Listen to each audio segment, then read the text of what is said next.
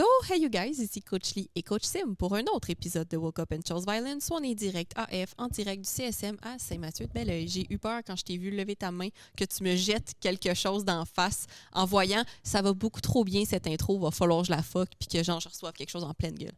Non, ça a bien été. En fait, c'était plus que je m'ennuie déjà de ton violence. Ah, j'ai oublié de le faire, mais je l'ai fait dans le vlog qu'on a fait de workout. Fait que tu mettras la fois la plus haute que j'ai mis violence ou toutes les fois que je l'ai faite, là, je me souviens pas. En fait, je pense qu'il y en avait eu juste une. C'était comme violence. Ouais, c'était avec le lying like curl. Exact. Bref, fait que petit épisode de juste les deux aujourd'hui. Ça faisait un petit bout qu'on n'en avait pas fait un juste les deux. Puis On avait hâte de se retrouver en tête à tête. Exactement. Non, en fait, moi, I was dreading the moment. Mais en fait, l'idée, c'est qu'aujourd'hui, on va faire deux choses. Un, on va faire un autre genre de Q&A qui nous reviennent peut-être un petit peu plus fréquemment. Fait qu'on va expliquer un petit peu plus en contexte et en détail là-dessus. Puis la deuxième chose qu'on fait, c'est qu'on est en train de faire des petits tests en ce moment parce qu'on aimerait ça se partir un Patreon pour vous donner accès aux enregistrements live, les behind the scenes, comment on set up nos affaires, les niaiseries qu'on se dit derrière la scène.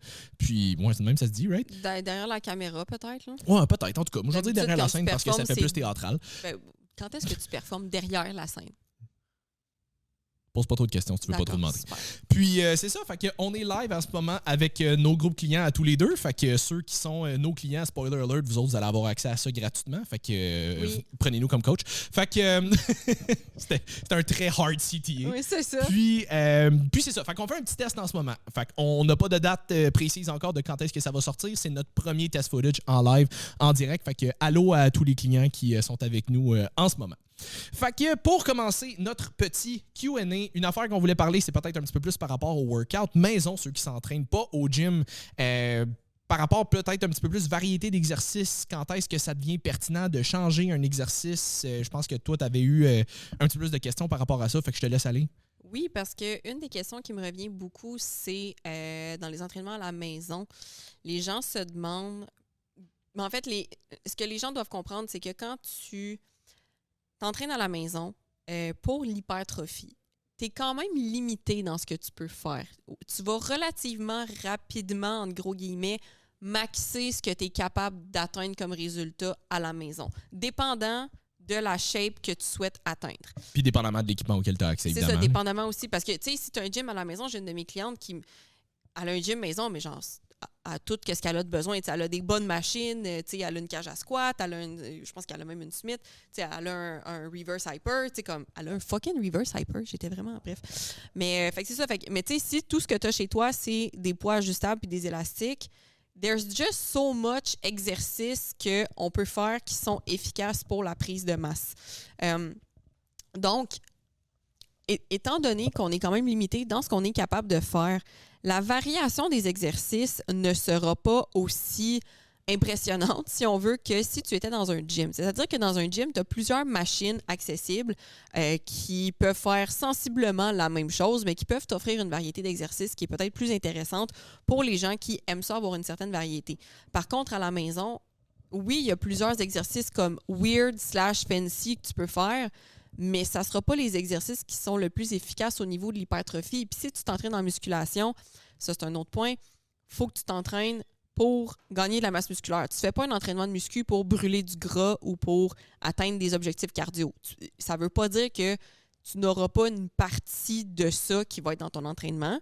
Ça ne veut pas dire que ça l'aidera pas, ça n'améliorera pas tes capacités cardiovasculaires, mais c'est juste que c'est pas supposé être le but de ton entraînement, mettons.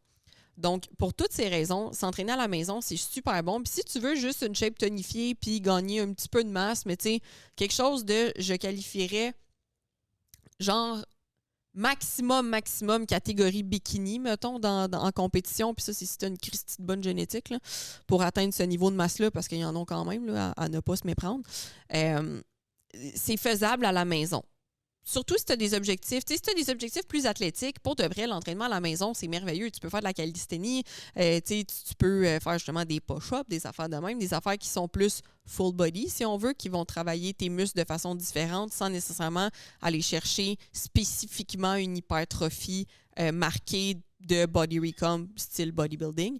Fait que ça dépend juste de c'est quoi ton objectif. Mais si tu veux t'entraîner dans un style prise de masse bodybuilding, à ce moment-là, c'est sûr qu'à un moment donné, je peux pas varier tes exercices à l'infini. Il va falloir t'en fasses des split squats. Sinon, tu vas refaire un squat comme toutes tes semaines. Pourquoi? Mais parce qu'il n'y a pas 32 exercices qu'on peut faire qui vont favoriser l'hypertrophie si tu as juste des poids et des élastiques. Surtout pas exemple pour les jambes. Le upper, tu as un petit peu plus de jeu, tu as un petit peu plus de variété. Mais pour le lower, pour de vrai, ça va être des variations de sensiblement les mêmes exercices. Tu sais, du Romanian deadlift. Pourquoi? Mais parce que je peux te faire du tower leg curl, mais comme... Du tower leg curl? Tower. Sacrément, j'étais genre le leg curl avec la tour. Oui, exact, tout à fait. Tu te mets des Legos en forme de tour sous les pieds et tu essayes de ne pas pleurer. Mais c'est ça. Fait que, tu sais, la variation d'exercice à la maison, ça va être plus compliqué que dans un gym. Toi, Simon, qu'est-ce que tu en penses? Oui, bien 100%. Puis, tu sais, c'est une des raisons pour lesquelles, quand j'ai des clients qui s'entraînent à la maison, parce que j'en ai quand même quelques-unes, il y a toujours au moins un minimum d'équipement que je recommande très, très, très fortement, notamment, bon, les élastiques que tu peux comme clipper ensemble, que tu peux mettre dans les cordes de porte, que tu peux mettre les straps autour des chevilles parce que ça te donne beaucoup de variété. J'ai tendance à recommander vraiment beaucoup d'avoir au moins un set de dumbbells ajustables jusqu'à genre 50, si jamais, tu sais, parce qu'à un moment donné, surtout pour les jambes, tu veux faire des squats, des hip thrusts, des Romanian deadlift, à un moment donné, ça va te prendre de la charge. Tu vas toujours être plus fort, plus forte du bas du corps que du haut du corps, du moins tu devrais, sinon fais plus de bas de corps, à moins que tu sois une personne tronc. Mais à ce moment-là, tu vas être aussi fort qu'une plume. OK. Fait que l'idée, c'est qu'on va aller chercher... Tu sais, oui, c'est correct d'aller chercher de la variété parce qu'à un moment donné, faire tout le temps la même affaire, je comprends que ça devient un petit peu plus redondant. Mais c'est de comprendre aussi que si tu n'as pas accès à un fuck-ton d'équipement, ben, tu n'auras pas accès à un fuck-ton d'exercice de variété non plus. À un moment donné, c'est sûr qu'on risque de faire la même affaire souvent. Ça m'arrive des fois, j'ai des clients qui sont comme « cet exercice-là, on le fait souvent. » Je suis comme « Mais tu n'as pas accès à d'autres choses. » Je veux dire, à un moment donné, c'est que c'est une question de variété. La variété, c'est correct, mais à un moment donné, on veut aller chercher quelque chose qui va être efficace quand même. Puis il y a quand même une sélection d'exercices plus efficace que d'autres. Puis à un moment donné, je suis d'accord que ça prend un facteur comme plaisir. On va aller chercher quelque chose qui va être le fun et tout. C'est correct. Mais si tu veux avoir des résultats, le monde se plaigne constamment qu'ils n'ont pas des résultats assez rapidement, ben il va falloir que je te donne peut-être les mêmes exercices un peu plus fréquemment. Je vais pouvoir jouer un peu plus avec des paramètres style le nombre de reps, peut-être te faire des reps un petit peu plus lentement, peut-être te faire des genres de supersets juste pour forcer une fatigue. Les supersets du même groupe musculaire, c'est pas quelque chose que j'aime faire ben dans un contexte de gym où est-ce qu'on a accès à plus d'équipement. Dans un contexte maison, je suis comme, écoute, ça va te créer une sorte de fatigue qui va peut-être te donner un petit peu plus de gain parce qu'à un moment donné, c'était limité en poids, t'es limité en poids. Des poses isométriques. Ouais, c'est ça, exact.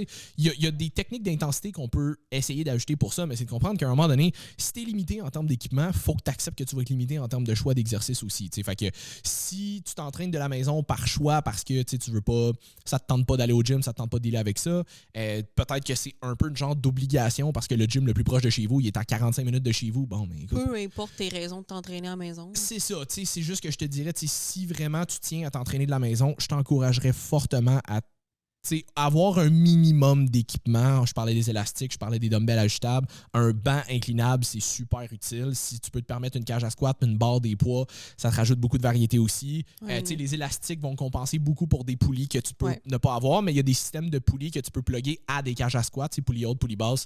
J'ai une de mes clientes, c'est exactement ça qu'elle a. La cage à squat avec la poulie haute, poulie basse, ben, ça lui donne quand même beaucoup plus d'options. Puis à la limite, si tu n'as pas la cage à squat, ne serait-ce que justement une barbell avec des différents poids. Déjà là, tu viens quand même d'augmenter ton range d'exercice, même si tu n'as pas la cage à squat. Là. Ben, c'est ça, exact. Fait que, pour en revenir à la question de mais cet exercice-là, j'aimerais ça le changer. Pourquoi? Ben, parce que je ne trippe pas tant dessus.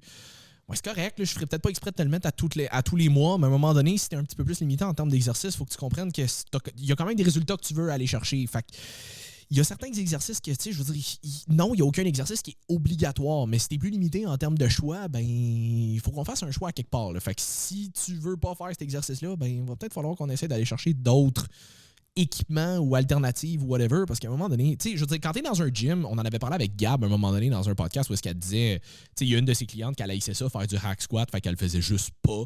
Fait que t'es comme, mais si tu me l'avais dit d'avance, je t'aurais donné autre chose. Ouais. fait que c'est ça, s'il y a des exercices que vous haïssez pour mourir, on fait pas exprès. On n'est pas genre, je te plug un exercice qui te fait chier. Tu sais, mettons, tu me dis, j'haïs ça faire du hack squat, je peux-tu faire du leg press? Oui.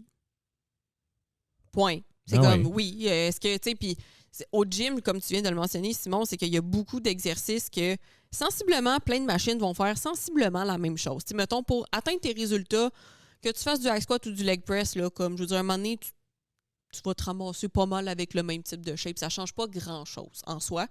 Par contre, quand tu es de la maison, je veux dire, mettons faire un lying leg curl avec un poids entre tes deux pieds ou faire un Romanian deadlift, ben c'est sûr que le Romanian deadlift est quand même plus intéressant que le lying leg curl avec le poids que tu as entre les deux pieds pour venir chercher tes ischios. Fait que, tu sais, je peux-tu te mettre une variation puis essayer de te faire autre chose parce que tu es tanné? Oui, mais comme tu l'as mentionné, tu sais, ce qui me fascine avec ça, c'est que, puis ça me fascine pas tant que ça, parce que je veux dire, les gens, ils n'ont pas étudié comment programmer un entraînement, fait que ça va, là. Dans le fond, tu t'en crises. Oui, c'est ça. Non, mais c'est pas leur job de savoir ça, mais c'est plus dans le sens que les gens vont chialer constamment de ne pas atteindre des résultats assez rapidement, mais ils s'obstinent à ne pas faire les bases pour atteindre leurs résultats. Tu sais, les filles vont être prêtes à faire une détox pendant 1 semaine, 2 semaines, 1 mois, où est-ce qu'ils vont crever de faim, où est-ce qu'ils vont starve, où est-ce qu'ils vont mal se sentir, juste pour perdre genre 10 livres d'eau. Mais tu leur dis, ouais, mais comme si tu veux avoir les glutes que tu me parles, il faudrait que tu fasses telle série d'exercices de telle façon. Ah, mais là, c'est plate. Ah, mais là, ça me tente pas. Mais là, je suis tannée de cet exercice-là. Ouais, mais c'est ça qui va t'amener tes résultats puis qui va te faire maintenir. Fait comme, je comprends pas. Moi, la mission que tu me donnes, c'est je veux atteindre tel résultat. Tu me payes pour que je te dise comment est-ce que tu peux l'atteindre le plus rapidement possible. Et tu m'obstines que tu veux continuer à répéter ce que tu répètes depuis tout le temps qui n'a jamais fonctionné en te disant, mais c'est ça que je veux faire. Hear me out. Si c'est vraiment ça que tu veux faire, parce que c'est ça qui te rend heureuse, fais-le. Mais il va falloir que tu revoies tes objectifs, par exemple, parce que tu ne les as jamais atteints en faisant ce que tu fais depuis le début et tu ne les atteindras jamais avec ce que tu fais depuis le début. Est-ce qu'il y a moyen de trouver un compromis là-dedans? Toujours, comme je l'ai mentionné, je vais reprendre le RDL comme exemple, mais est-ce que je vais te mettre du RDL tout le temps si tu aimes mieux faire, on va dire, l'autre exercice fancy que tu as vu sur Instagram? Je vais essayer de te plugger les deux, je vais essayer de te faire un mix. Le but, c'est de l'adapter pour que tu aies quand même du plaisir à le faire, ton entraînement. Mais ceci étant dit, à un moment donné, vous n'avez pas le choix. Si vous avez un objectif en tête, mais que vous n'êtes pas prêt à faire ce qu'on vous dit de faire pour l'atteindre, parce que c'est ça que ça va prendre, vous n'avez pas le choix de revoir votre objectif. Puis, il n'y a pas de honte à ça, il n'y a pas de mal à ça, mais c'est juste qu'il faut que vous l'acceptiez, que c'est pas possible. Vous ne pouvez pas demander le beurre, l'argent du beurre, puis un rendez-vous avec la crémière. Ça ne fonctionne pas. C'est ce que mon père me répétait souvent. Puis, fait que c'est ça. Fait qu'à un moment donné, il faut juste que vous remettiez vos priorités en place, puis que vous preniez le temps de vous pencher sur qu'est-ce que je veux vraiment et pourquoi est-ce que je le veux vraiment. Si tu fais un RDL, il va falloir que tu prennes le temps de te pencher tout court. Parce que c'est même qu'on fait un RDL. Parce que c'est ça, un RDL. Fait que c'est ça. Fait que voilà. Ensuite de ça, muscu versus cardio. On dirait que c'en est un qui revient encore souvent. Est-ce qu'il y en a un qu'il faudrait qu'on priorise? Si on fait de la muscu, quel genre de muscu? Si on fait du cardio, quel genre de cardio? Encore une fois, ça dépend du contexte, de l'objectif de la personne, du temps, tout ça. Mais tu sais, dans un monde idéal, on veut avoir les deux, puis même si ton objectif, c'est la peu prise de masse, puis tu veux pas perdre de gras, ça te prend du cardio un peu à travers ça quand même. Hey, faire un bon leg day là, avec des split squats puis des squats, ça prend du cardio. Ouais, c'est ça. Fait que, tu sais, à un moment donné, c'est que ton cardio va être bénéfique pour tes workouts aussi, juste dans le contexte où est-ce que ça va te permettre peut-être de récupérer un petit peu plus rapidement entre tes sets. Fait que, ça peut juste être bénéfique. Puis en même temps, ben, pour ceux qui ont besoin de. Pour ceux qui sont en bulk, ben, en bulk, pas nécessairement obligé d'être une méga grosse surplus calorique ou prise de masse. Mais l'idée, c'est qu'en faisant du cardio à travers ta prise de masse, tu vas quand même pouvoir te permettre de manger peut-être un petit peu plus parce que ta dépense énergétique va être un petit peu plus élevée. Tu travailles quand même les bénéfices santé cardiovasculaire, ça reste important. Fait que je pense que ça, c'est quelque chose qui est super pertinent. Mais plus sur le cardio, disons, quel genre de cardio, puis comment qu'on devrait le faire. Ça, je me suis fait poser la question dernièrement par des clients. Fait que, tu sais, quel genre de cardio qu'on devrait faire. C'est aussi niaiseux que le tapis. Est-ce que tu fais du tapis flat, rapide? Est-ce que tu fais du tapis incliné, full, puis beaucoup plus lent? Est-ce que tu fais un entre-deux? Puis je suis comme, fais celui qui te fait le moins chier. Genre, cassez-vous pas la tête avec ça, peu importe. À moins que vous ayez un objectif ultra précis de je veux courir un 10 km, je veux faire X ride de vélo, whatever. Là, c'est sûr qu'on va aller dans le spécifique. Mais dans quel range de battement cardiaque est-ce qu'il faut se tenir? Oui, c'est ça, exact. Je veux dire, vous vous cassez tellement la tête pour rien. Gardez ça simple. Fait que, tu sais, moi, je préfère faire de la marche rapide, flat, que faire de la marche inclinée. C'est une préférence. Il y en a qui préfèrent faire de la marche super inclinée puis de le faire un peu plus lentement. Il y en a qui préfèrent aller chercher un entre-deux. Il y en a qui préfèrent le vélo, le Stairmaster pour les masos. Il y en a qui préfèrent faire de l'elliptique, des affaires comme ça. Fait que, tu sais, whatever your vibe, fais-le, mais trouve la façon de faire du cardio qui va te faire le moins chier. Je sais qu'il y en a beaucoup qui trippent moins à faire du cardio l'hiver parce qu'ils préfèrent vraiment faire le cardio dehors, aller courir, aller prendre des marches, tout ça. Je le comprends, mais à un moment donné, tu ne peut-être pas à manger des brocolis non plus, il faut que tu manges tes brocolis pareil. Là. Je veux dire, tu ne peut-être pas à brosser les dents tous les soirs, mais il faut que tu te brosses les dents tous les soirs pareil. Tu sais, à un moment donné, il y a des choses qu'il faut qu'on fasse même si ça ne tente pas aussi. Fait que c'est pas toujours de trouver l'affaire qui te plaît le plus. Des fois, c'est juste de trouver l'affaire qui te fait le moins chier, que tu sais qu'il faut que tu fasses pareil. Oui, ben 100%, tu sais. Puis moi, par exemple, ce que j'aime beaucoup faire, c'est des intervalles. Pour vrai, quand je suis sur un tapis, j'aime vraiment ça, faire des intervalles parce que je trouve que ça passe plus vite. Puis je le fais fitter avec mes tunes de dubstep. Fait que comme quand c'est les drops, là, je cours. Puis après ça, en tout cas, j'essaie tout le temps de te faire un peu plus. Puis j'ajouterais juste à ça, peu importe le cardio que vous faites, trouvez, pareil comme en musculation, trouvez une façon la façon la plus simple et la plus facile pour vous de progresser. C'est-à-dire que ce soit un nombre de temps ou que ce soit vos BPM si vous regardez ça, ou que ce soit, tu sais, moi, là, quand je fais mes intervalles, puis je m'entraîne pas pour fuck all, là, c'est juste pour mon, je dirais pas jusqu'à dire plaisir personnel, là, mais c'est pour moi. Toi ici, t'es maso finalement. Oui, c'est ça, c'est pour ma satisfaction, mais tu sais, de me dire, OK, là, je suis capable de courir, on va dire, pendant 1 minute avant d'être vraiment à bout, puis après ça, là, il faut que je prenne une pause de temps. Fait qu'à chaque entraînement de cardio d'intervalle que je fais, j'essaie de repousser. J'essaie tout le temps de courir un petit peu plus longtemps. Puis là, quand je réussis à toffer une toune, je suis comme, yes, j'ai réussi à toffer une toune. Je sais que pour certaines personnes, c'est rien, mais pour moi, c'est beaucoup. Ça dépend. Si t'écoutes du Dream Theater, les tunes sont 15-20 minutes, là, tu vas courir longtemps. C'est des tunes de genre 3 minutes, à peu près 3 minutes et demie. T'sais. Puis après ça, je regarde le temps que ça me prend à récupérer de ça. Après ça, je me réessaye. Puis là, je réessaye d'y aller. OK, là, ça fait 1 minute. Est-ce que je suis capable de refaire un autre 3 minutes ou est-ce que il faut que j'attende? Fait que j'essaie de me challenger comme ça. Fait que ça fait que mon cardio passe vraiment plus vite. Puis c'est des objectifs qui sont vraiment plus le fun à atteindre aussi que, tu sais, dans mon cas, calculer mes battements cardio, je m'en torche pour de vrai. Tu sais, quand je fais du cardio, c'est principalement pour ma santé cardiovasculaire, puis c'est principalement pour ajouter de l'activité physique dans ma journée, parce qu'on le dit, mais on est très sédentaire. Là, je veux dire, à part les moments où est-ce que je m'entraîne, tu fais du télétravail ou dans ton bureau à faire à passer des clients sur Zoom, je veux dire, on n'est pas très actif. J'ai un standing desk qui aide quand même beaucoup. Mais des fois, ça me tente juste pas. Comme on dirait que des fois, j'ai besoin de travailler puis d'être assise pour plus performer.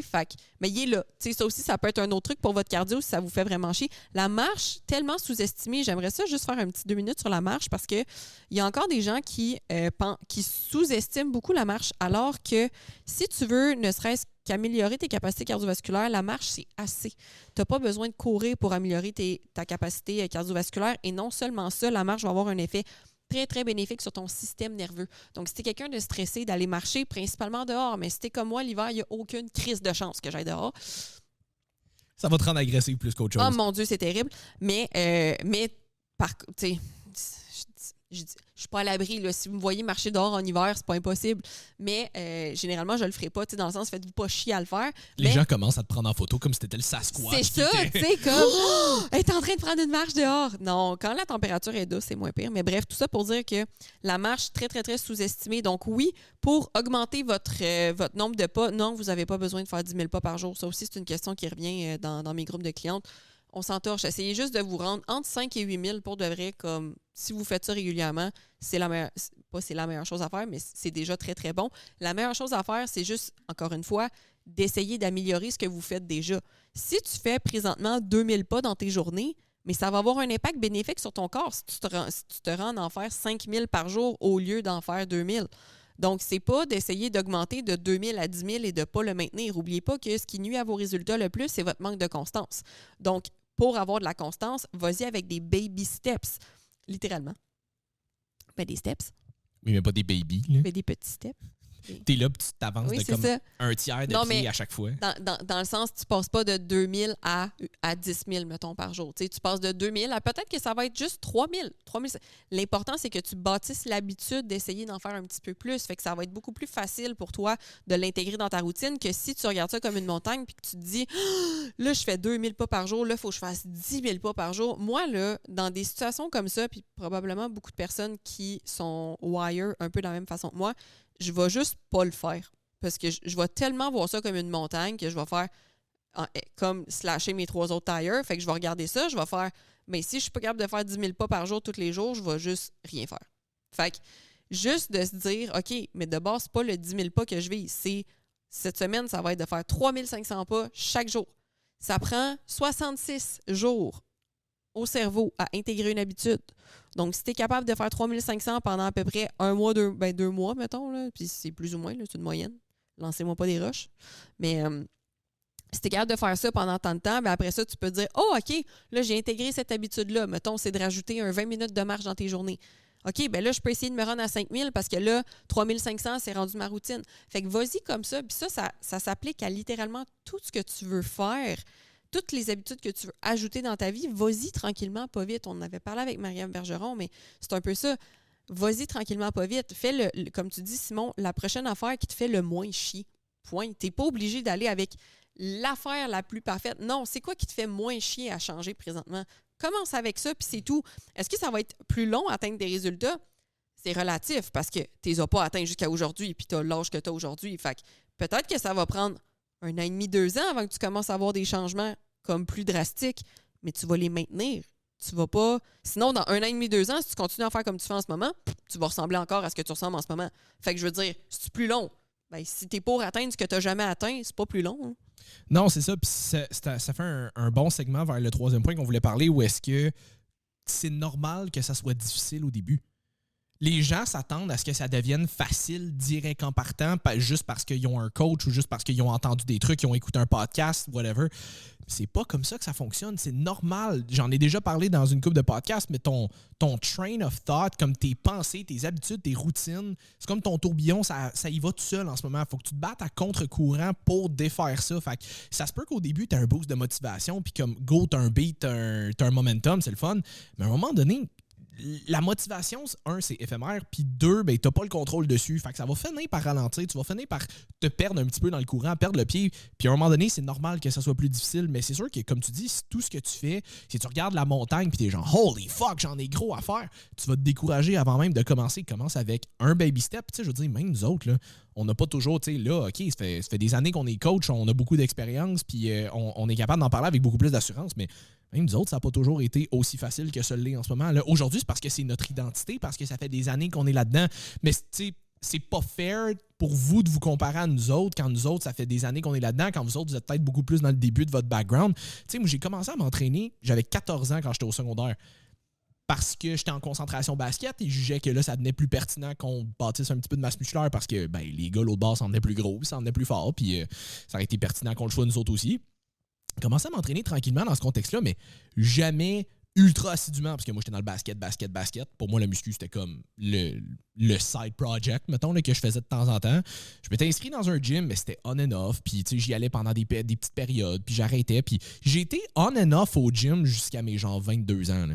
Je sais pas, à un moment donné, à mes 22 ans, j'ai pogné un comme go, j'y vais, j'en ai déjà parlé, comme ça a été un mélange de circonstances, de fin de deck qui fonctionne pas, break-up de grosses relations qui a fait que, ben, regarde, le gym, ça me fait du bien, je vais me concentrer là-dedans. Mais c'était tough pour moi aussi au début. Là. Moi aussi, j'ai été 8 ans, là, entre 14 et 22 avant que je pogne un beat vraiment constant. Puis ça m'a pris, disons, ma version du rock bottom où est-ce que j'étais à un point qui était très bas pour me donner vraiment le coup de pied dans le cul que j'avais besoin. Fait que c'est normal. Puis j'avais pas 40 ans à défaire de mauvaises habitudes en arrière. J'en avais entre 14 et 22. Là, fait que ça a été peut-être un peu moins long à défaire, mais ça a quand même été long avant d'embarquer. Fait que c'est normal que ça soit un struggle. Puis au début, c'était pas aussi facile que je le suis en ce moment. Même quand j'étais rendu constant avec, j'étais pas aussi constant avec mon alimentation. J'avais pas des aussi bons workouts. Tu sais, ce genre d'affaires-là, je faisais encore des niaiseries dans le gym parce que je connaissais pas ça. Puis, tu sais, fait que laissez-vous une chance. C'est normal de ne pas être parfait. C'est normal que ça soit difficile. C'est normal que vous vous plantiez. C'est normal que vous ne vous trouviez pas bon. Ça vient avec l'expérience. Mais je veux dire, si tu regardes, j'aimais beaucoup l'analogie que Tony Robbins a faite sur Stephen Curry. Stephen Curry, pour ceux qui ne connaissent pas, un joueur de la NBA qui est meilleur shooter de 3 points of all time. Aujourd'hui, Steph Curry, il a au-dessus de 3000 3 points de rentrée dans la NBA. C'est lui qui a le record du plus de 3 points. Mais Steph Curry shoot 500 shots par jour depuis avant qu'il soit college. Il est rendu à genre 35 ans aujourd'hui. C'est de la shot en tabarnak, ça, là. Il n'a pas toujours été aussi bon. Le monde le regarde aujourd'hui et il est genre « Ah, ça a l'air d'être sans effort. » Ouais, parce qu'il a travaillé en esti et il continue de travailler en esti pour le faire. Fait que tu peux pas t'attendre jour 1 à rentrer toutes tes shots de 3 points. Au même titre que tu peux pas t'attendre à jour 1 à être aussi constant avec ta bouffe, aussi constant avec tes workouts, que tu te plantes jamais puis que, tu sais, mais non. Surtout quand c'est pas ton identité, puis que c'est parce que l'affaire avec la recomposition corporelle, puis tout ce qui a trait à la santé, c'est que tout le monde en a une. Fait que c'est comme s'il fallait tout maîtriser ça, mais personne ne nous l'apprend, versus, on va prendre Simon puis moi, là, peu importe ce que vous faites dans la vie, là, si vous nous demandiez d'apprendre votre métier puis d'être aussi performant que vous dans votre job, mais ça se pourrait qu'on ait envie de s'arracher les cheveux de sa tête, là, comme on sera pas bon du jour au lendemain, peu importe c'est quoi. Puis, on a quand même des bonnes connaissances générales sur un paquet d'affaires, puis je pense que n'importe qui, pas mal, est quand même capable d'apprendre à peu près n'importe quoi, dépendamment du temps qui lui est donné. Fait que, mais c'est pas notre identité. Tu sais, mettons, moi, tu me demandes justement là, de faire comme mon frère qui est ingénieur. Là. Mon frère, il a passé une bonne partie de son temps à essayer de me montrer comment calculer des choses en mathématiques, puis ça n'a jamais rentré, tu comprends? Fait qu'on a tout un 5% de génie, on a tout des aspects de notre vie où est-ce qu'on est meilleur, et vous autres, si c'est pas votre identité de prioriser votre santé pour X, Y, Z raison, puis que vous voulez devenir meilleur à, mais que c'est pas obsessif. Moi, c'est obsessionnel prendre soin de ma santé, comme je peux pas vivre sans. Fait que pour moi, c'est facile, mais parce que c'est mon obsession. Par contre, je vais me prendre comme exemple pour apprendre quelque chose de nouveau. Tu sais, moi, on travaille avec Creative, Simon et moi. Puis, Simon et moi, on a quand même des tâches à faire, tu sais, comme créer du contenu, par exemple, entre autres. Puis, moi, j'ai beaucoup, beaucoup de difficultés à intégrer des nouvelles routines et j'ai beaucoup, beaucoup de difficultés à, quand il faut que je commence quelque chose de nouveau qui n'est pas dans mon 5% de génie, puis qu'il faut que je me concentre, j'ai vraiment de la difficulté. Surtout quand c'est derrière un ordinateur puis que c'est comme c'est stiff, même si c'est quelque chose que j'aime. Tu sais, j'ai des formations à monter en ce moment puis j'ai vraiment de la misère à me concentrer, à m'asseoir puis faire « OK, là, il faut que je le fasse ». Puis pourtant, j'adore, c'est moi qui choisis mes sujets, c'est moi qui choisis tout, j'adore ça, mais c'est quelque chose que mon cerveau a vraiment de la difficulté à intégrer. J'ai vraiment, vraiment de la misère. Fait que de prendre du temps dans mon horaire sans que ce soit quelqu'un qui me, entre guillemets, force, mettons un employeur, à le faire, j'ai beaucoup, beaucoup de difficultés. Puis tranquillement, pas vite, c'est en train de rentrer dans ma routine. Mais ça fait quoi? Ça fait depuis octobre, puis on est rendu en janvier, que je suis encore... Puis je l'écris dans mon groupe de clientes à chaque semaine.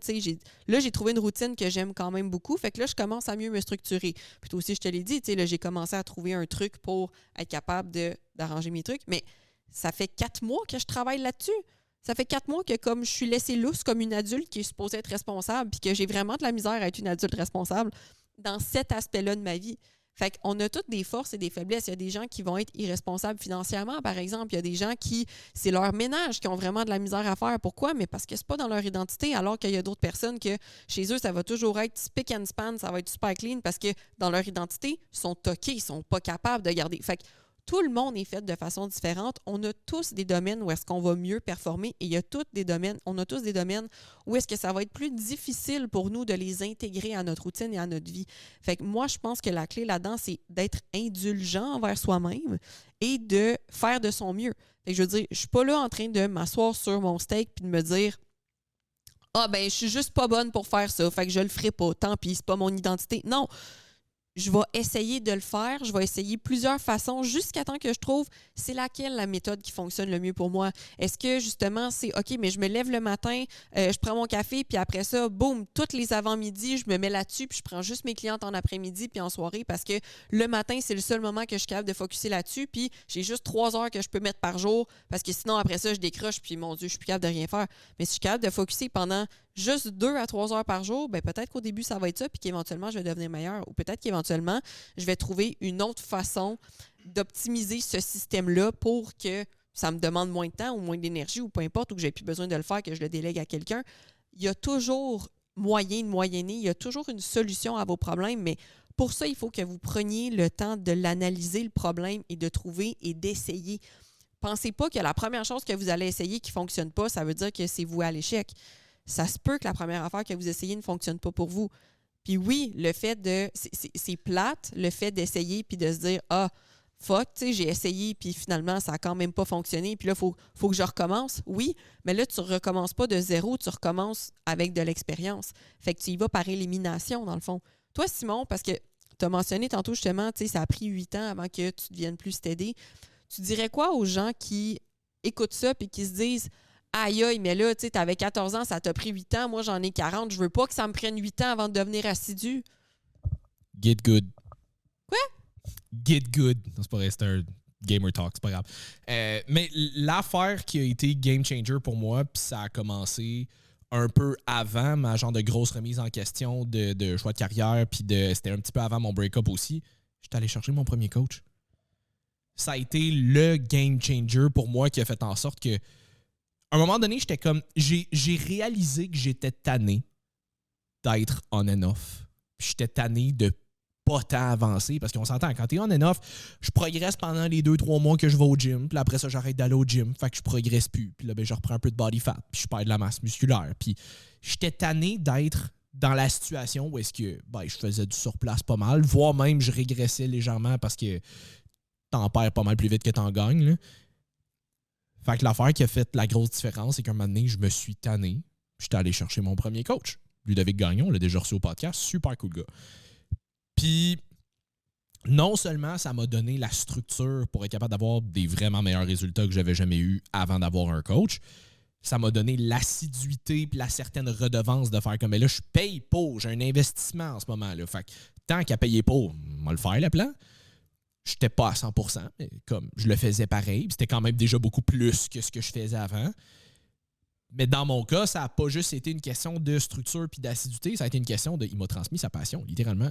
Comme c'est en grosse partie à cause de lui que je suis rendu coach aujourd'hui, tu sais. Puis je suis pas en train de dire que tout le monde qui va aller chercher un coach va devenir coach non plus, là. Idéalement pas. Idéalement pas, là, comme il y en a déjà beaucoup, s'il vous plaît. Quoique je pense qu'il y a toujours place pour des coachs pour aider le monde à être en meilleure shape, en meilleure santé.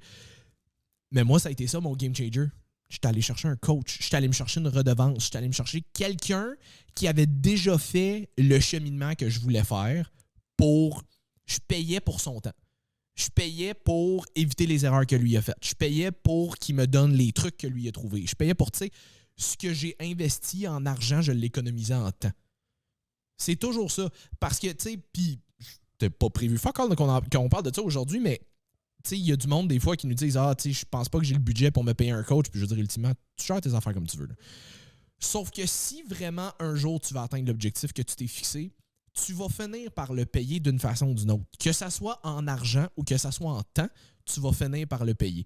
Fait que c'est plus une question de voir, est-ce que, en ce moment, l'objectif que tu as, tu veux l'atteindre le plus rapidement possible, entre guillemets. C'est pas parce que tu prends un coach que tu vas l'atteindre en 2 semaines. Là. Mais c'est, est-ce que tu veux l'atteindre le plus rapidement possible, puis de payer pour que quelqu'un fasse en sorte qu'il puisse te coacher pour que tu évites des erreurs, pour que tu progresses beaucoup plus vite, pour que tu aies du support pour répondre à tes questions, pour que tu apprennes?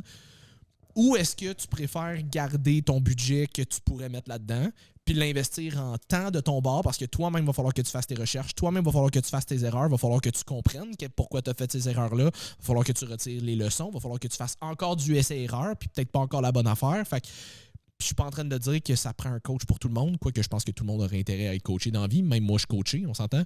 Fait que c'est plus une question de si tu veux accélérer tes résultats, investis dans quelque chose qui va te permettre d'accélérer tes résultats. Ceux qui veulent faire de l'argent, investissent dans des formations. Ceux qui veulent être en meilleure shape, investissent dans un coach. Ceux qui veulent, tu sais, c'est toujours ça.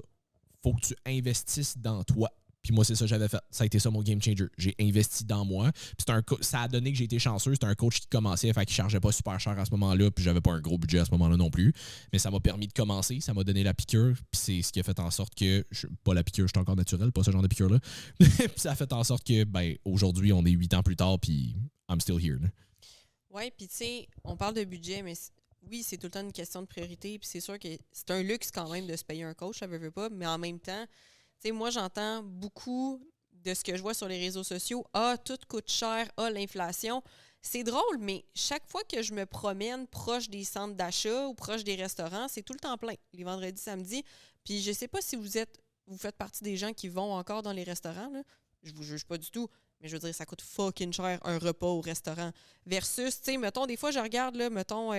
une affaire de yogourt grec. Tu sais, là, c'est rendu genre 8$, mettons 6$ quand c'est en spécial.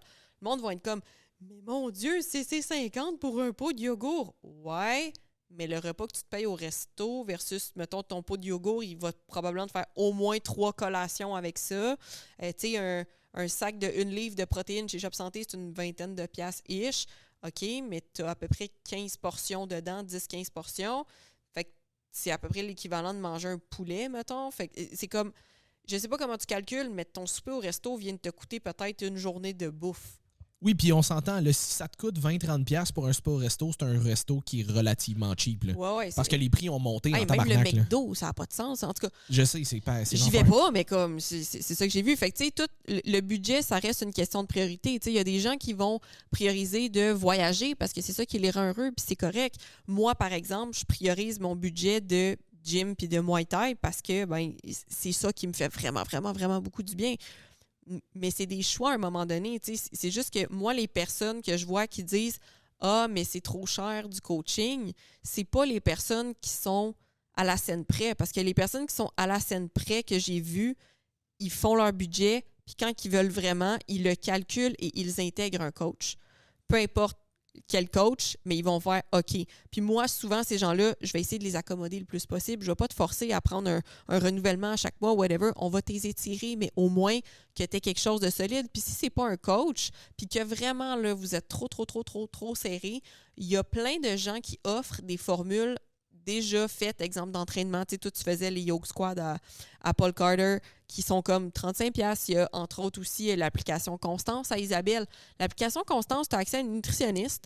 Tu as comme plein d'informations super pertinentes sur la santé. Tu as des workouts qui sont live. Tu as des workouts dans le gym aussi, que tu as fait d'ailleurs, Simon.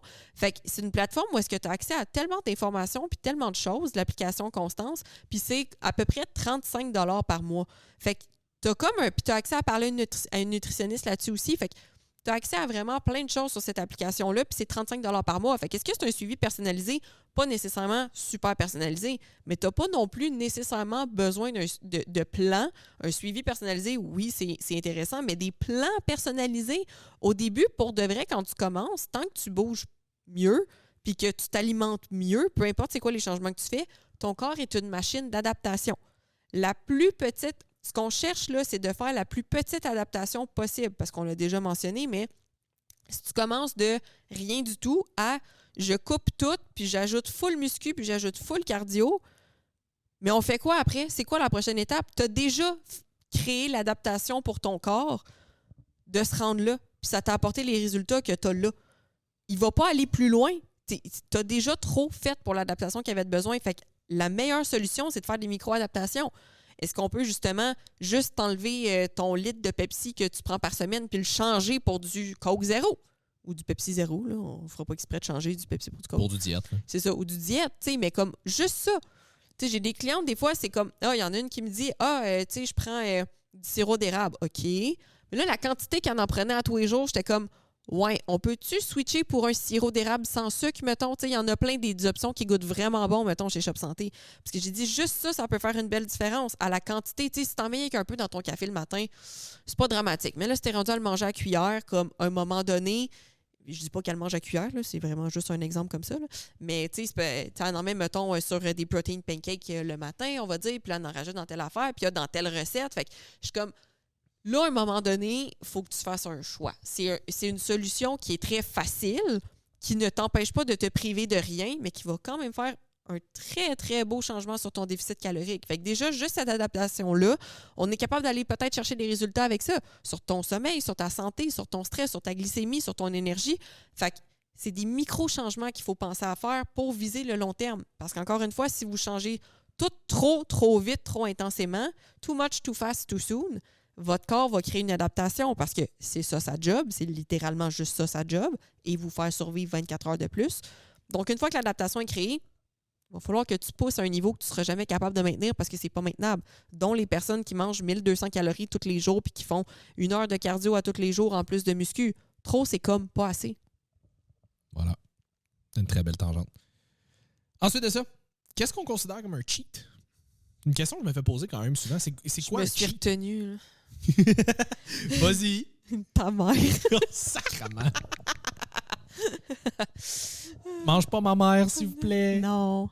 Je t'aime, maman. Fait que c'est quoi un cheat pour toi? Parce que je me suis fait poser la question récemment dans un de mes check-ins, puis j'étais comme, la réponse, c'est ultra subjectif. Je pense que la réponse va varier pour beaucoup de monde. Oui, bien, ça dépend.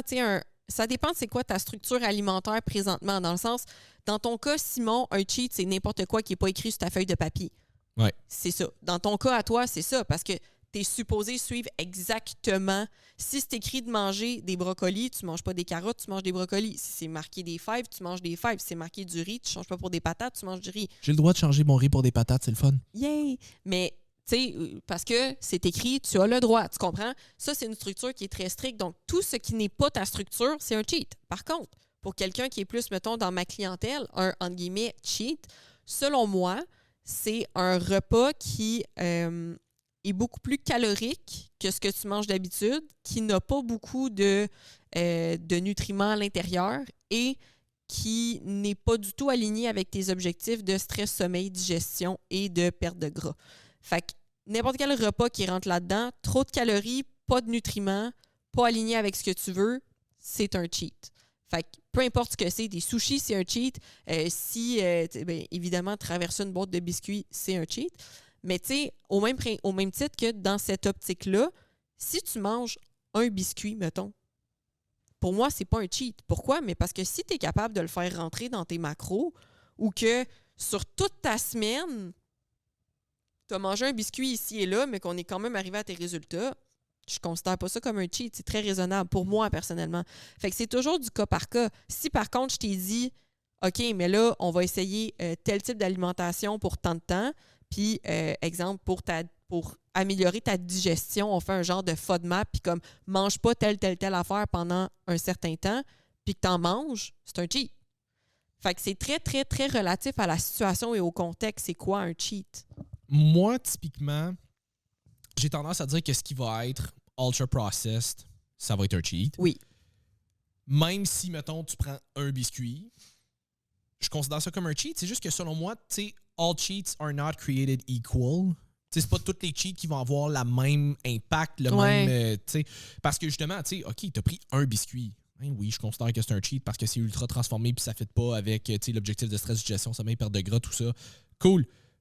Mais si tu as été capable de le faire fitter dans ton plan, tu as été capable de le faire fitter dans tes calories, puis c'était la fois dans ta semaine, on s'entend que c'est pas un biscuit qui va faire en sorte que ça va fucker grand-chose. Là. Fait que c'est pour ça que je pense que c'est juste d'enlever, selon moi, la connotation négative qui est toujours associée avec cheat. Parce que, encore une fois, c'est ultra subjectif. Puis ça, c'est ma propre définition. Vous avez le droit de pas être d'accord, vous avez le droit d'avoir tort. Je pense que pour moi, c'est justement, cheat, pour moi, ultra process, ça fait pas partie de ton alimentation régulière. C'est quelque chose que je vais considérer comme un cheat. Mais encore une fois, est-ce que tu as été capable de le faire fitter dans tes macros? Est-ce que tu as été capable de le faire fitter dans tes calories? Ça a été juste une fois, mais en quantité très modérée. Ça a probablement pas eu un impact très, très négatif. Probablement même aucun si c'était vraiment en quantité modérée. C'est vraiment pas grave. Puis ultimement, je vais peut-être même t'encourager à le faire parce que c'est ce qui va te permettre de garder ton équilibre et de faire en sorte que la moyenne de ta semaine, finalement, va être vraiment mieux. Fait que c'est pour ça que je dis, c'est toujours une question de contexte, toujours une question, tu sais, moi, dans mon cas, comme tu dis, je suis en prep en ce moment, tout ce qui n'est pas sur le plan, c'est considéré comme un cheat. Peu importe c'est quoi. C'est normal, c'est un contexte de performance de haut niveau. C'est pas la même chose. Pour le monsieur, madame, tout le monde qui est plus dans un mode d'équilibre, de mode de vie, là, ça devient autre chose. Fait que, tu sais, c'est juste d'enlever un peu la connotation de cheat égale j'ai fuck up mon plan puis automatiquement je vais me scraper ma santé puis mes résultats. C'est pas ça. C'est juste c'est pour ça que ta définition de c'est quoi un cheat en soi est plus ou moins importante. C'est plus une question de voir c'est quoi l'impact que ça a. C'est quoi l'impact que ça a, ce que tu as mangé? Est-ce que ça va jouer sur tes résultats? Est-ce que ça va jouer sur comment tu te sens? Énergie, digestion, sommeil, tout ça. Puis, est-ce que c'est quelque chose que tu peux adapter de façon à ce que ça fitte quand même peut-être un petit peu plus avec ton plan? C'est ça. Moi, la raison pour laquelle je compte... Puis, tu sais, je dis ça, mais exemple, dans ma tête à moi, tous les restos, c'est un cheat. Tous. Simple. Sans exception. Oui, même ton poulet rouge. Oui, un resto, c'est un cheat parce qu'il y a tellement de calories cachées que tu ne contrôles pas. Puis les gens sont déjà pas très bons à estimer ce qu'ils mangent. Là. Puis no shame, là, c'est pas votre job de le faire non plus. Là. Ça s'apprend, mais je veux dire, de base, c'est pas... Fait que tous les restos cheat automatiquement. Je suis vraiment pas très bon pour estimer combien de pots de peinture ça prend pour peinturer à la pièce. C'est pas ma job. Vraiment, vraiment pas. Chris, non. Mais c'est ça, tu sais. Fait que, puis moi, la raison pour laquelle, mettons, un biscuit ou des trucs comme ça, je considère pas ça comme un cheat, c'est que généralement, moi, puis encore une fois, moi, de la façon dont je travaille avec ma clientèle, le but, c'est de développer une alimentation saine avec laquelle elles sont confortables à long terme. Donc, si toi, à long terme, tu as besoin de manger un biscuit de temps en temps, mais c'est aligné avec tes objectifs de vie, tes objectifs physiques et tes objectifs de stress, sommeil, digestion. Donc, pour moi, c'est pas cheater parce qu'on a établi que toi, c'était ça. Exemple, moi, du chocolat. Pour moi, du chocolat noir, c'est pas un cheat. Pourquoi? Mais parce que de un, j'en mange plus une demi-palette par jour comme je faisais avant. J'ai arrêté de switcher toutes mes macros de fat pour manger du chocolat noir parce que mon corps, il veut plus que j'en mange une demi-palette par jour. Ça va finir par te rattraper à un moment donné. Là. Mais pour de vrai, c'est rendu tellement rare que je mange du chocolat. En plus, j'en ai pas vraiment chez nous. Je vais en avoir, mettons, des pépites quand je fais des muffins ou pain aux bananes, des trucs comme ça.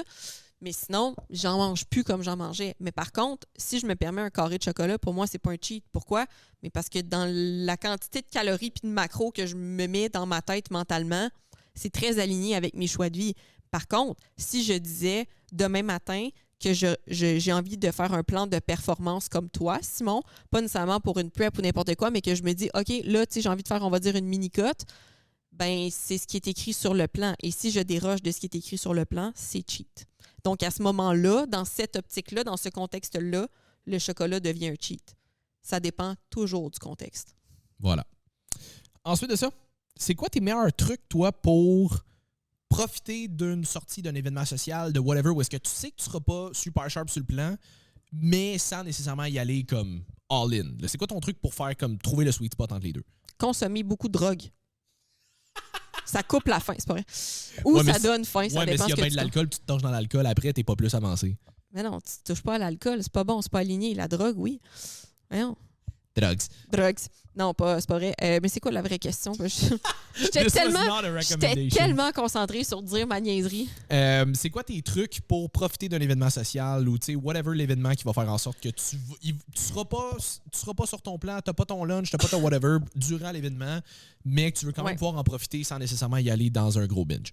Moi, deux choses. La première, c'est que j'ai créé une identité qui était assez solide pour me respecter, peu importe où est-ce que je vais et avec qui. Fait que déjà, ça, c'est mon point numéro 1. Mais l'autre affaire que moi, j'applique, c'est pas l'événement même. Ce que je dis beaucoup à mes clientes aussi, c'est si chaque fois que tu en as l'occasion, tu respectes ta structure le plus possible. Fait que c'est-à-dire que dès que tu en as le contrôle, tu ne négocies pas avec toi-même, que tu fais ta meal prep, que tu organises tes repas, tes collations, que tu fais tes workouts, que tu fais tes séances de cardio si tu en as, si chaque fois que tu en as l'opportunité, tu prends la meilleure décision, celle qui est en cohérence avec la personne que tu veux incarner, pas celle que tu es aujourd'hui, ben quand tu as des moments comme ça où est-ce que tu as moins de contrôle, on peut toujours avoir le choix et le contrôle, mais on se comprend. Ben, tu n'as pas à t'en faire, tu n'es pas stressé parce que ton métabolisme, s'il est flexible, tu n'es pas supposé être à un repas de tout scraper. C'est pas supposé être ça.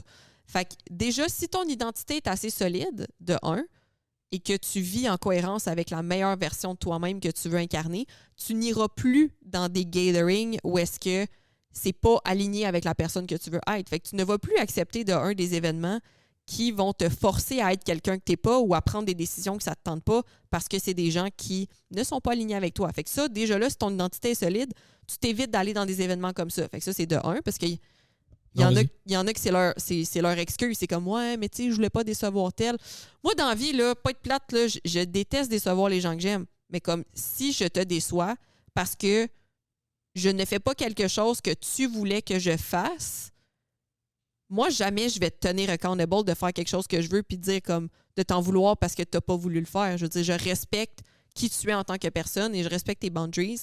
Donc, pourquoi est-ce que toi, tu n'es pas capable de respecter les miennes? Moi, c'est automatique. Oui, puis ultimement, ça risque de te faire plus chier de savoir que la personne s'est forcée à te faire plaisir puis dans le fond, ça ne tentait pas. T'sais. Ben vraiment, tu sais. Fait que moi, c'est ma perception des choses puis agree to disagree comme you do you boubou, encore une fois. Mais fait que de un, c'est ton identité. Puis excuse, parce que je voulais comme enchaîner là-dessus parce que je trouvais que c'était bon. Puis comme tu disais, tu sais, plus tu prends la décision, si tu as l'option de dire, pas nécessairement de dire non, mais si tu as l'option de prendre une décision qui s'en va à l'encontre de ce que tu veux, et à chaque fois que tu as l'option de le faire, tu le fais pas, puis tu prends l'option qui t'emmène dans la direction que tu veux, c'est ça, over and over and over and over and over again. La constance. Qui va faire en sorte que tu vas développer cette identité-là. Mais tu peux pas développer cette identité-là, du jour au lendemain, parce qu'en ce moment, tu as accumulé plus de preuves que tu n'es pas cette personne-là. Fait que ça prend du temps. Puis deux, Mais il va falloir que justement tu te laisses du temps. Il va falloir que tu te laisses le temps de faire ces choix-là over and over. Fait que si à chaque fois que tu te fais présenter par un choix de même, tu fais le choix qui t'amène dans la direction opposée, tu n'accréeras pas ton identité. Tu vas juste renforcer l'identité que tu as déjà puis accumuler de plus en plus de preuves que ce que tu veux, puis pas l'entente, mais l'engagement que tu as fait envers toi-même vaut pas grand-chose. Fait que attends-toi pas quand tu t'en vas dans des événements de même à être ultra solide si plus souvent qu'autrement, tu prends la décision qui t'amène dans la direction opposée d'où est-ce que tu vas aller. Exact. Puis c'est aussi le fait que tu accumules de ah, là, j'ai mon souper. Ouais, mais là, en plus, cette semaine, tu sais, justement, j'ai mangé telle affaire que je n'étais pas supposée là. Ah, j'ai skippé un workout parce que j'étais fatiguée. J'ai fait. Fait que, tandis que si tu arrives et tu es comme ah, j'ai un événement, mettons, à telle date ce mois-ci, mais les 28 autres jours dans le mois, j'ai tout fait parfaitement bien puis parfaitement. J'ai tout fait de façon le plus optimale possible. J'ai tout pris les bonnes décisions alignées avec qui je veux être. Mais tu t'entourges de ton événement quand même que genre tu te pèteras à la face, quand même tu fais ce que tu veux. C'est pas cet événement-là qui va scraper tout ce que tu as fait le reste du mois. Pourquoi? Mais parce que tu as été tellement constante le reste du mois, tu as été tellement tête dans tes affaires que c'est pas une fois qui va tout changer. Mais par contre, si à chaque fois que tu as l'occasion, tu négocies avec toi-même puis qu'une petite action désalignée ici, une petite action désalignée là, c'est sûr que tu vas être stressé quand tu vas arriver dans un événement social où est-ce que ton identité est super faible, que tu es pas capable de dire non à personne, puis que tu le sais que tu vas pas résister parce que tu n'as pas encore géré ta relation avec la nourriture puis que ça va te tenter de te défoncer dans le buffet parce que sinon tu t'es senti trop. Puis tu sais, ça aussi, c'est une autre affaire. Quand je dis être tight, c'est dans la meilleure version de toi-même, c'est ta définition. Puis il faut qu'elle soit alignée avec la vie que tu veux vivre. Fait que si dans la vie que tu veux vivre, c'est pas de faire des meal prep tout le temps, c'est pas nanana, c'est bien correct, mais si tu as des objectifs, à un moment donné, il faut encore une fois que tu fasses le pont entre la personne que tu veux incarner, la shape que tu veux incarner et les habitudes de vie que tu veux incarner. Parce que s'il y a un trop gros pont entre les deux, à un moment donné, tu as deux choix. Soit tu changes l'objectif ou tu changes tes habitudes de vie. Tu n'as pas le choix. Tu peux pas, encore une fois, demander le beurre, l'argent du beurre puis le rendez-vous avec la crémière. C'est un ou c'est l'autre. Fait que c'est correct. Puis, tu sais, on s'entend, moi, je suis pas quelqu'un qui me restreint de grand-chose. Mais comme je l'ai déjà mentionné, exemple, aujourd'hui, j'étais mal organisée, j'avais pas amené de repas, mais je suis pas allée m'arrêter chez AEW, me commander des croquettes ou chez McDo ou peu importe, non. J'ai trouvé c'était quoi le magasin de suppléments le plus proche pour avoir des repas fitness qui étaient déjà préparés pour manger ça, parce que moi, c'est ça qui est aligné avec ce que je veux.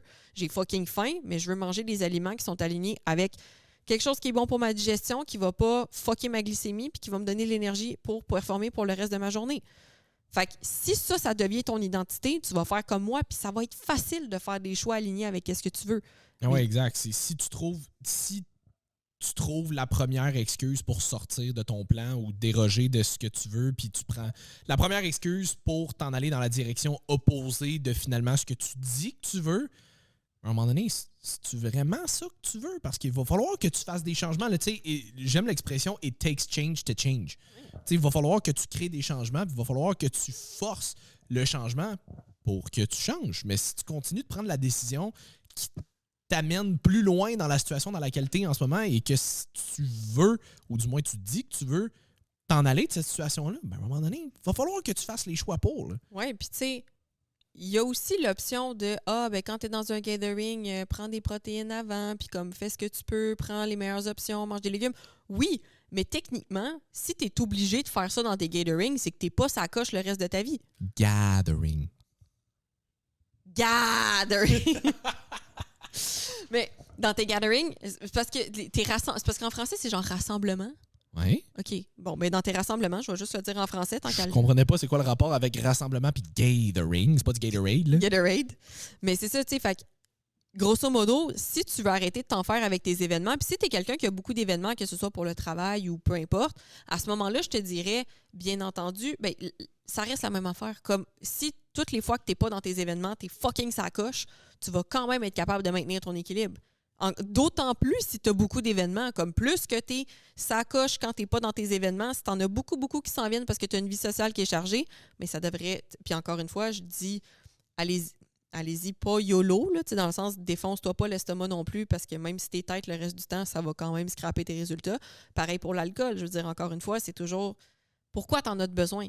T'sais, est-ce que tu prends un verre parce que, bon, justement, des fois, pour le travail, tu rencontres des clients, nanana, je comprends, on ne refera pas les mœurs en dedans d'une journée, si c'est encore ça, c'est correct. Mais comme, si tu as besoin de te défoncer la face à chaque fois, que tu es tout le temps rendu hangover, que ça atteint tes entraînements, que... Simon, il... Excuse-moi, c'est parce que j'essaie de pas trop. Je fais juste regarder comme le live qu'on a à côté pour voir les commentaires. Il y a juste Nézar qui dit It's Leviosa. Pour de vrai, il y a tout le temps la bonne phrase humoristique. J'ai dit à quelqu'un de dire, en tout cas, que c'était mon humoriste préféré. Là, je pense à sa blonde Anne-Marie, justement. Là, mais mon Dieu, qui me fait rire.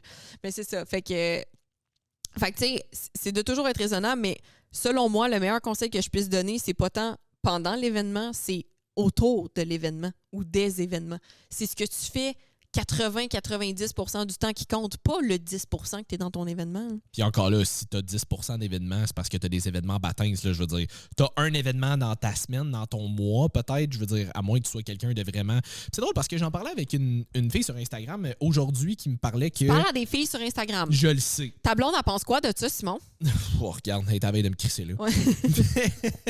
Mais parce qu'elle me disait qu'elle avait trouvé ça plus facile pendant la COVID de perdre du poids, contrairement à ce que beaucoup de monde ont expérimenté. Ouais. Parce qu'elle dit, mon plus gros struggle, c'est les événements sociaux. Puis elle dit, là, j'en avais plus d'événements sociaux. J'avais aucune raison de déroger. Fait qu'elle était comme, c'était juste plus facile pour moi d'être assidu sur mon plan. Puis elle dit, depuis que la COVID est finie, mais que les quarantaines sont finies, les événements sociaux ont recommencé, elle dit, là, j'ai repris du poids, j'ai de la misère à le perdre parce que je sors plus, puis je suis comme, tu sais, on parlait un petit peu de trucs que je pense qui pourraient l'aider, mais j'étais comme ça, on n'aura pas le choix de l'adresser parce que on aura beau avoir le meilleur plan du monde, tu sors 2-3 fois par semaine, puis que tu sais, t'es bien gros dans le vin, puis dans les restos, puis ces affaires-là. Je m'excuse, tu le perdras pas ton poids, ou du moins, il va falloir qu'on soit fucking restrictif à travers ta semaine pour te permettre de compenser pour ça. Fait qu'à un moment donné, c'est qu'en ce moment, tu as l'identité de la personne qui sort beaucoup. Puis il faut que tu l'acceptes. Puis encore une fois, si tu veux des résultats différents, il va falloir que tu adoptes des comportements différents. Fait que si cette identité-là est plus importante à tes yeux que les résultats que tu me dis que tu veux. Et voilà. Ouais. Fait que si tu me dis que tu es tanné d'avoir l'air de ça, mais il va falloir que tu adoptes des comportements différents. Puis ça, c'est le bout que c'est plate, mais il va falloir que tu adresses tes sorties. Je suis pas en train de dire de vois plus tes amis puis ces affaires-là. On s'entend. C'est juste trouver des sorties qui tournent pas toujours autour de la bouffe puis du verre de vin, tu sais, ou tu sais, souper avant puis sortir après, ou tu sais, peu importe si vous avez encore l'âge de faire ça. Moi, si tu me dis de sortir passer 7-8 heures, oublie ça, là, tu me perds. Mais je suis couché, ça a l'air à cette heure-là quand on essaie de me rejoindre. Mais c'est ça, fait que tu sais, t'auras pas le choix. Va falloir que tu te forces à prendre les décisions qui mènent au changement de comportement et d'identité que tu dis que tu veux. Est-ce que tu le veux vraiment? Ou est-ce que c'est vraiment juste ce que tu dis? Parce que ce que tu me dis et ce que tu fais, c'est pas aligné en ce moment. Puis tu sais, ça se peut que ça se fasse pas du jour au lendemain. C'est très difficile de faire un... En fait, c'est sûr que ça se fera pas du jour au lendemain. Mais oui puis non, parce que des fois, tu as un déclic, puis là, c'est « Oh, OK, c'est cette journée-là que là, tu commences à vraiment l'incarner. » Tu sais, moi, je pense à des patterns que j'avais auparavant. Puis moi, souvent, c'est ça. C'est que ça reste dans ma tête pendant vraiment longtemps, mais que comme... On dirait que ça mijote, je sais pas. Puis à un moment donné, du jour au lendemain, c'est comme « Je suis tannée. » Là, c'est là. Ça change, puis ça revient plus. Jamais. C'est comme, je décide qu'à partir d'aujourd'hui, tel comportement, tel pattern, telle habitude, j'en peux plus. Genre, c'est fini, c'est tout, ça ne fait plus partie de mon identité. Et à partir de là, je l'incarne. Mais ça fait longtemps que ça mijote dans ma tête, là, puis que comme ça revient, puis Dieu sait que j'overthink ma vie au complet, comme littéralement tout le temps. Fait que, mais le temps que ça fasse le chemin, des fois, c'est des jours, des semaines, des mois, des années même. Fait que c'est rarement du jour au lendemain que ça se passe, mais tant et aussi longtemps que, justement, tu n'es pas prêt à accepter de changer d'identité pour incarner les nouvelles habitudes de vie, tu n'y arriveras pas. Tant que tu es plus confortable dans l'identité que tu incarnes en ce moment, mettons, la fille qui aime ça sortir, puis que pour elle, ses sorties sont plus importantes que ce qu'elle a l'air dans le miroir. Puis c'est correct, je veux dire, c'est you do you, boubou, là. Comme. C'est juste que tu peux pas chialer sur ce que tu n'as pas si tu prends pas les décisions. Exactement.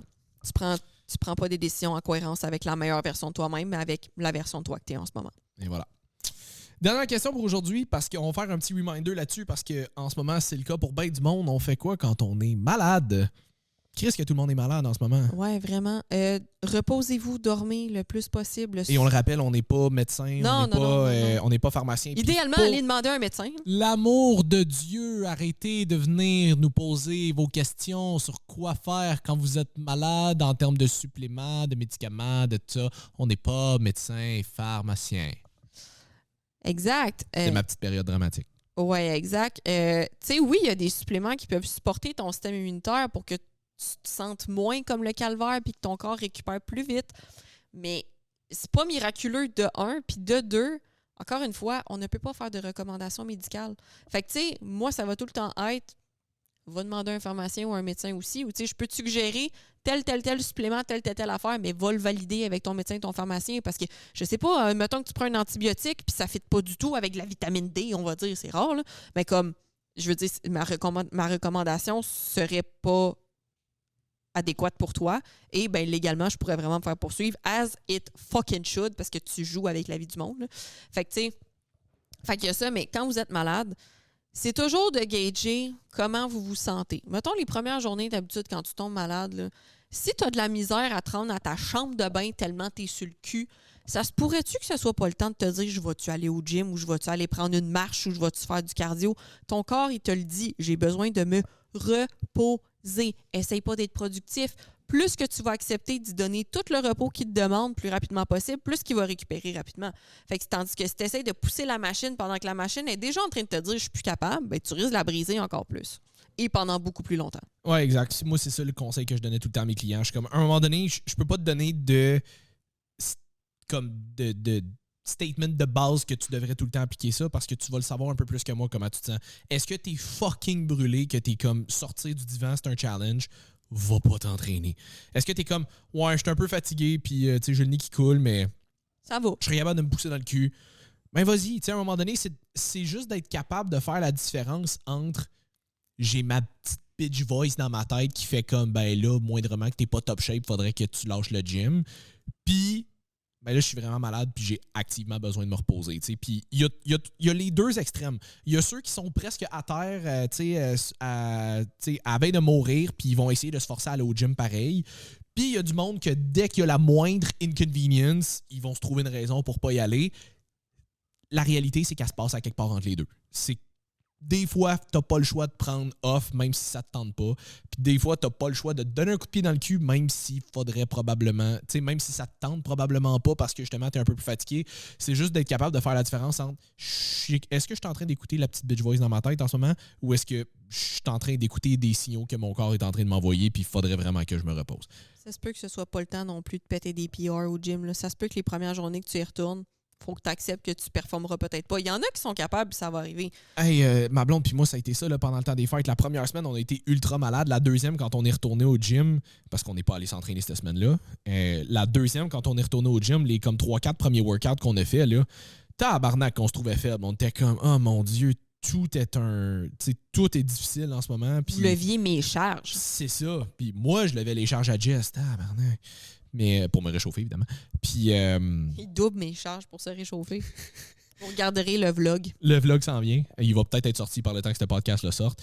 Mais c'est ça. Fait que, à un moment donné, c'est plus apprenez à vous connaître, écoutez-vous. Puis pour des affaires un peu plus poussées, ben là, allez voir un pharmacien ou un médecin parce que c'est pas notre job. Exact. Voilà. Est-ce qu'on a des questions dans le chat par rapport à des affaires qu'on vient de dire? Tu vois, Isa était d'accord avec le fait que pendant la COVID, pour elle, c'était plus facile d'être Mais super simple pour vrai, parce que moi, pendant la COVID, tu sais, moi aussi, avant la COVID, c'était comme ma phase un peu plus party girl, justement, que je sortais plus, puis nanana, puis mon cercle d'amis était plus ça aussi, puis j'étais plus jeune aussi, fait que c'est comme plus le temps, selon moi. Puis la COVID, ça a fait que ben, tout est fermé, fait que qu'est-ce que je fais? Je reste chez nous, je m'entraîne, puis j'étudie, c'est tout. Et voilà. Bon, pas l'air d'avoir des questions dans le chat, fait que Jess, NIH? WUACV10 si vous voulez un 10% de rabais sur le www.nihsupp.com. Les pubs s'en viennent si vous avez des questions. Ben, les pubs, dans le sens les explications un peu des produits, là, parce que je le sais qu'il y en a qui osent pas, même si on en parle tout le temps, ils ne savent pas trop. Vous pouvez nous poser des questions en DM à propos des produits NIH ou vous pouvez écrire directement à la page de NIH sur Instagram pour de vrai y répondre super rapidement. C'est Mathieu et Mélo qui gèrent pas mal, fait que vous allez avoir les réponses directement de ceux qui ont développer les formules. Fait qu'il y a vraiment pas mieux. 100%. Si jamais vous vouliez votre merch machine pour des oversize vraiment cool pour le gym, donc le lien va être dans la description de l'épisode aussi. Encore une fois, WUACV10 pour un 10% de rabais. Si jamais vous vouliez de la merch, Woke Up and Chose Violence comme Jessa, tu peux parler pour que la caméra revienne sur toi. C'est la merch comme j'ai sur moi en ce moment, mon beau crewneck qui est de couleur rose pastel avec le gros logo de WUAC ou Open Chose Violent. Pourquoi je dis ça? Ouais, c'est pas un code promo. Bref, la description le lien va être dans la description aussi pour Et l'épisode. si vous voulez aussi Easy Peasy Lemon Squeezy Lightweight Baby. Ouais, fait que le chandail que je porte en ce moment aussi, on a de la merch pour ça, autant t-shirt, crewneck que hoodie. Fait que le lien pour ça va être dans la description. On fait des hoodies, les Easy Peasy? Absolument. Ah, je savais même pas. Ben oui, certain. Très hot. On est hot. Colin. Fait que Mon père, il était genre, il a vu ça, il est comme, et tu t'es rendu avec une marque de vêtements? Je suis comme, oui, mais on gère rien, là, comme c'est. oui et non, on s'occupe du logo, mais c'est tout Until I'm Done qui fait ça. C'est ça, c'est tout Until I'm Done qui s'en occupe. Puis il était comme, ah, OK, il dit, je pensais que tu étais rendu avec un entrepôt. Je suis comme, non, papa, tu surestimes ma capacité de gestion, vraiment, là. Oui, 100%. Fait que merci d'avoir été là. Ça fait un bout qu'on l'a dit, mais si jamais vous voulez nous suivre, coach.ly.bm puis coachsim _BM. On m'a déjà demandé c'était quoi mon nom Instagram, puis j'étais genre, je sais pas, c'est Simon qui le dit d'habitude. Je m'en souviens jamais qu'est-ce que j'ai mis. Fait que coach.ly.bm. Moi, c'est coachsim _BM. Puis on se voit pour un autre épisode de Woke Up at Chose Violence la semaine prochaine. Bye tout le monde. Salut tout le monde.